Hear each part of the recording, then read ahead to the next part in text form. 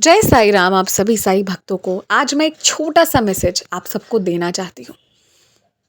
हम जितने भी सारे लोग हैं ना, जो रोज़ इस लाइफ में बहुत सारी स्ट्रगल, बहुत सारे प्रॉब्लम से गुजरते हैं।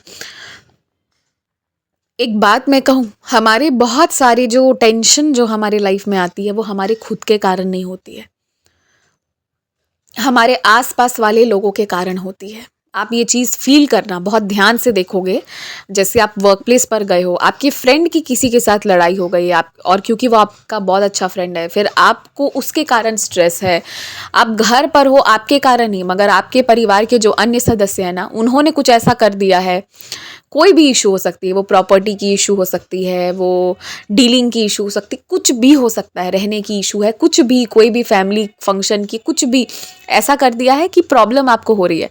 तो मैं पता है अभी मतलब मैं एक बहुत रिसेंटली एक केस मैंने देखा जिसमें कि जो पेरेंट्स थे ना, उनकी डिसीजन इतनी इतनी एब्सर्ड थी, मतलब इतना गड़बड़ गड़बड़ उनका डिसीजन था।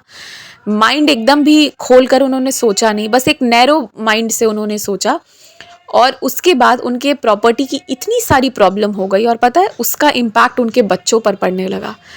तो जब मैंने उनके बच्चों को पूछा, मतलब उसकी उनके एक बच्चे से मेरी कम्युनिकेशन हो रही थी, तो मैंने पूछा तुमको टेंशन नहीं होती है इस चीज़ की कि इतनी सारी चीज़ें, मतलब इतने मेहनत से बहुत चीज़ें ली हुई थी और चीज़ें अब चली गई हैं। तो उसने मुझे एक बहुत अच्छा रिप्लाई दिया। उसने कहा देखो, जिसने प्रॉपर्टी खरीदा था और उस व्यक्ति ने जैसे डील किया, जैसे डील कर रहा है, और आज वो उसी का कॉन्सिक्वेंसेस या आउटकम जो है उस व्यक्ति को भुगतना पड़ रहा है। जो चीज़ें हाथ में हैं, जो चीज़ें हाथ से चली गई हैं। तो उस बच्चे ने कहा कि मैंने ये अपने दम पर नहीं किया था, this was not done by me, ये उन लोगों के द्वारा किया गया था, तो इस पर पूर्णतः उनका अधिकार है।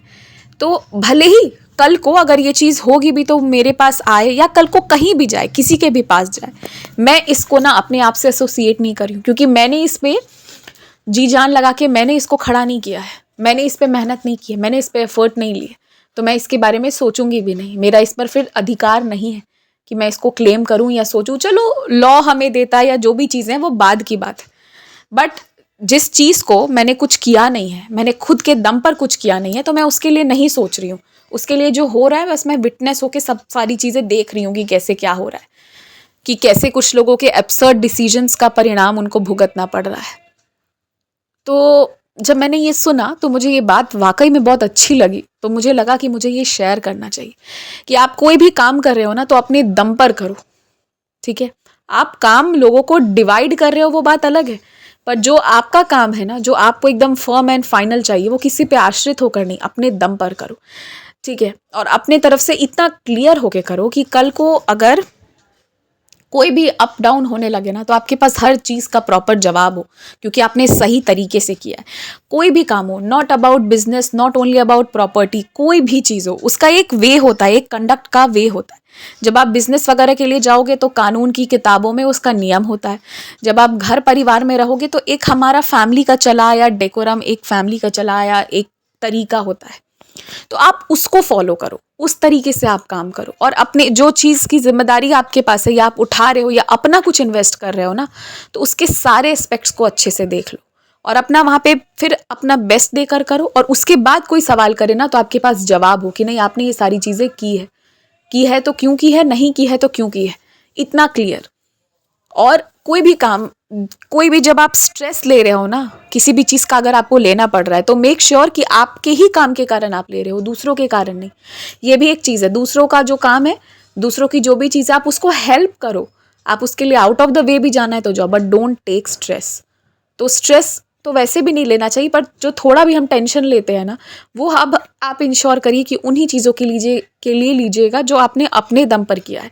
जैसा कि इन बच्चों को मैंने सुना कि इनका आंसर सुनकर मुझे लगा कि नहीं दीदी, वो मैंने तो नहीं किया ना, वो लेना भी उनका ही डिसीजन था, और अब वो उन्होंने फिर कुछ चीज़ों को जानबूझकर इग्नोर किया, वो भी उन्हीं का डिसीजन था, और बाद में उसका परिणाम भुगत रहे हैं, वो भी उन्हीं का वो अब उन्हीं का की हुई चीज़ है। अगर मैं इस पर स्ट्रेस भी लेती हूँ तो मैं अपना काम तो नहीं कर पाऊंगी, मैं अपनी पढ़ाई नहीं कर पाऊंगी, और मैं नहीं करूँगी तो फिर जो मेरा टारगेट है लाइफ को लीड करने का, चीज़ों को खरीदने का, हर एक चीज़ का, वो भी नहीं हो पाएगा। तो मतलब इस बच्चे का ना एक बहुत क्लियर विजन था कि इस बच्चे का ना अपने पेरेंट्स ने जो भी चीज़ें एक्वायर की है उस पर कोई लालच नहीं है, और इसका ये कहना है उन्होंने की है वेल एंड गुड, वो रहे तो भी ठीक, नहीं रहे तो भी मुझे कोई दिक्कत नहीं है, पर मुझे अपने दम पे करना है, और जब मेरी अपने दम के करने की बारी आएगी ना तो आई इंश्योर कि मैं चीज़ों को ना बहुत सही से करूँ। और मैंने उस बच्चे को बहुत, सिर्फ इस चीज़ को लेकर नहीं, मैंने उससे क्वेश्चन इसीलिए किया क्योंकि मैंने उसको फैमिली के कंडक्ट में भी बहुत चीज़ें बहुत ही बैलेंस्ड करके डिसीजन लेते देखा है, इन अ वेरी वाइज मैनर मैंने देखा है, जो बड़े भी नहीं कर पाते। सो आई रियलाइज्ड कि उसकी थॉट प्रोसेस क्या है, और उसकी थॉट प्रोसेस ये है कि जो काम मैं करूँगी उसकी जिम्मेदारी मैं लूँगी, और मैं जो भी काम करूँगी वो अपने दम पे करूँगी, और फिर अगर कोई स्ट्रेस मुझे लेना ही पड़ा तो मैं सिर्फ उसी का लूँगी जो मैंने अपने दम पे किया है, ना कि उन चीज़ों का भी जो बाकियों ने किया है और करके मेरे लिए प्रॉब्लम छोड़ा है। तो ये सुनकर मुझे अच्छा लगा, तो मैंने सोचा मैं आप लोगों के साथ भी ये चीज़ शेयर करती हूँ। अच्छी बात है, सीखने वाली बात है। जय साई राम।